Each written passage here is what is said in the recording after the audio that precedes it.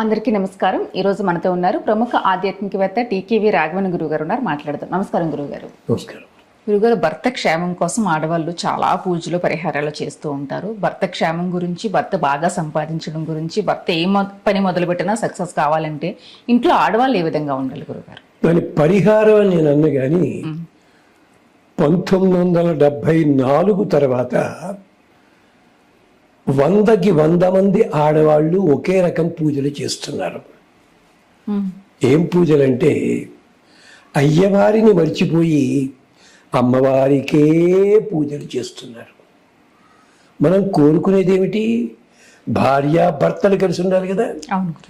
అక్కడికి పరమశివుడు గోల పెట్టాడు శివపురాణంలో. ఎవడో భక్తులు వచ్చి, భగవంతుడా నువ్వు వచ్చి నా దగ్గర ఉండు అన్నాడు. అమ్మగారి సంగతి ఏమిటిరా అన్నాడు. వచ్చాడు పాపం బాణాసురుడు అన్న వాడి దగ్గరికి. ఒక్కడు వచ్చాడు.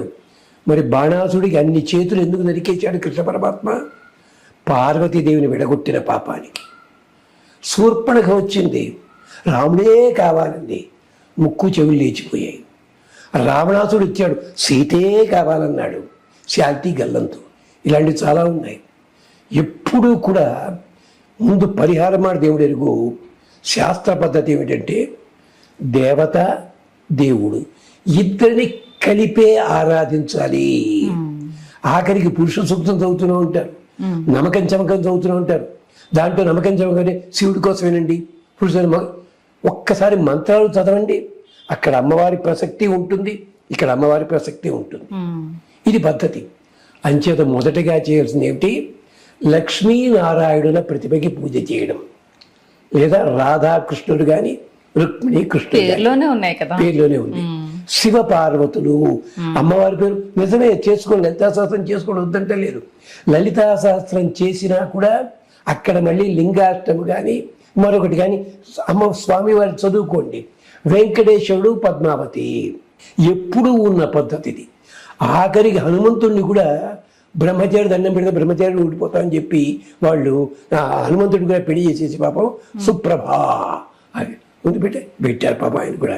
అలాగే అలా పెట్టారు. ఇది నియమము. అంచేత మీరు ఇళ్లలో చేసుకునేటప్పుడు ఈ పని చేయండి. దీనికి ఒక అద్భుతమైన శ్లోకం ఒకటి ఉందమ్మా, సుందరకాండలో ఉంది.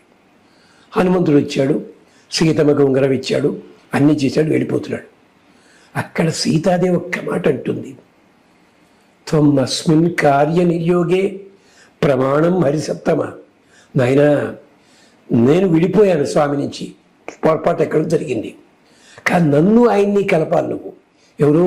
త్వమస్మిన్ కార్య నిర్యోగే ప్రమాణం హరిసప్తమ దుఃఖక్షయకరో భవ. నా కష్టాన్ని తొలగించవయ్యా. మై యత్నపరో భవేత్, నా భర్త గారు నా కోసం వచ్చేలా చెయ్యవయ్యా బాబు ఇదన్నారు. అదిట అంటే తమస్మిన్ కార్య నిర్యోగే ప్రమాణం హరిసత్తమ హనుమన్ యత్నమాస్తాయ దుఃఖక్షయకరో భవ. ఇంకోటి చమత్కారం ఉంది. రుక్మిణీ కళ్యాణంలో కూడా పోతన గారు అద్భుతమైన పద్యం రాశారు. ఏమిటో తెలుసా?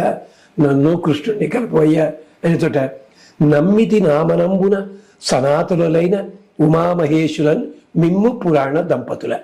ఇద్దరికీ దండం పెట్టింది. పరమశివుల వారు రెడీగా కూర్చున్నట్టులాగా. ఈవిడ ప్లేట్ ఫిరాయింగ్ చేసింది. నిన్ను నమ్మిన వారికన్నటికి నాశము లేదు కదమ్మా, అయ్యవారిని వదిలిపెట్టేసింది బాబు.